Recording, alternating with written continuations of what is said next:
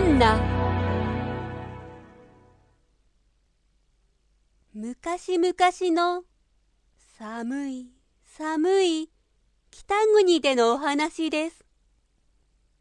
あるところに模索と小野吉という木こりの親子が住んでいました。この親子、山がすっぽり雪に包まれる頃になると、鉄砲を持って漁に出かけてゆくのです。ある日のこと、親子はいつものように雪山へ入っていきましたが、いつの間にか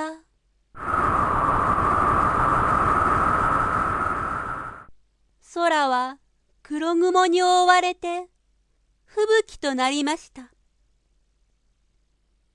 二人はなんとか木こり小屋を見つけました。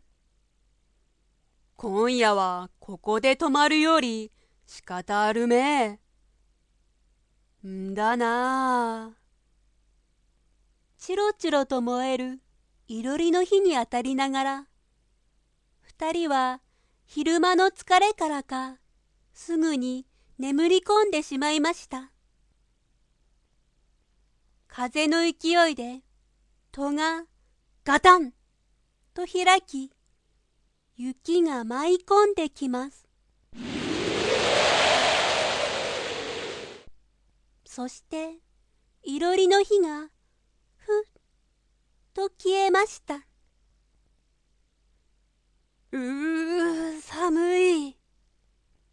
あまりの寒さに目を覚ました小野吉は、その時人影を見たのです。誰じゃ、そこにおるのは。そこに姿を現したのは、若く美しい女の人でした。雪女。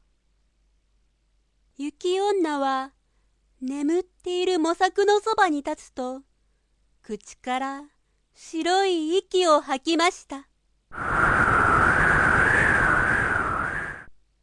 模索の顔に白い息がかかると、模索の体はだんだんと白く変わっていきます。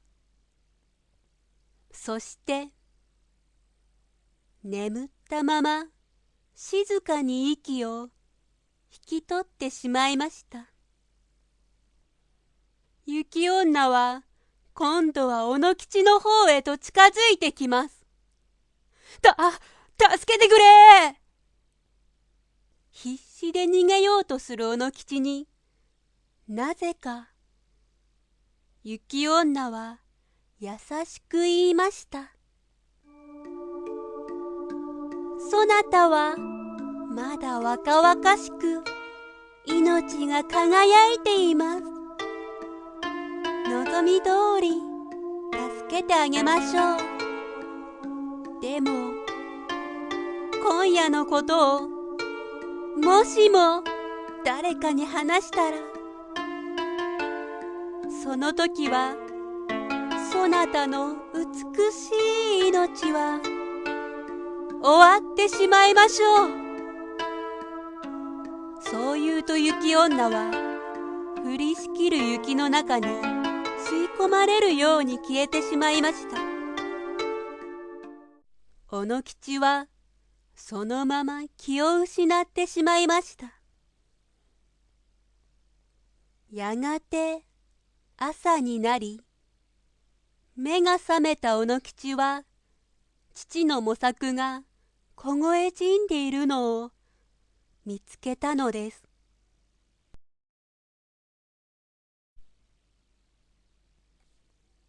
それから1年が経ちました。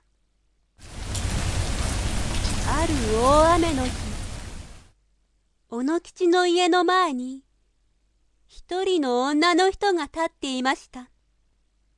雨で困っておいでじゃろう。気立てのいい小野吉は女の人を家に入れてやりました。女の人はおゆきという名でした。小野吉とおゆきは夫婦になり、かわいい子供にも恵まれて、それは幸せでした。けれどちょっと心配なのは、暑い日差しを受けるとおゆきはふらふらと倒れてしまうのです。でも優しい小野吉はそんなおゆきをしっかり助けて仲良く暮らしていました。そんなある日、針仕事をしているおゆきの横顔を見て、小野吉はふっと遠い日のことを思い出したのです。のうおゆき、わしは以前にお前のように美しい女子を見たことがある。お前とそっくりじゃった。山で吹雪にあってのその時じゃ。あれは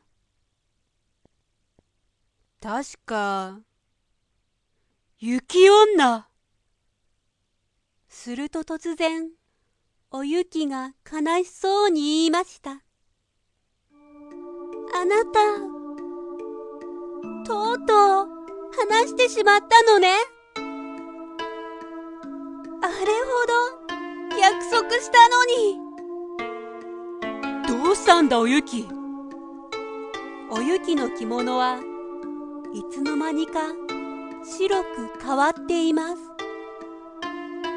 雪女であるおゆきはあの夜のことを話されてしまったので、もう人間でいることができないのです。あなたのことはいつまでも忘れません。とても幸せでした。子供をお願いしますよ。ではさようなら。その時、戸がバタンと開いて、冷たい風が吹き込んできました。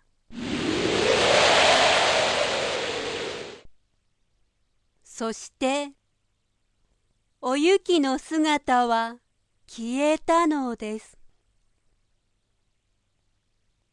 おしまい。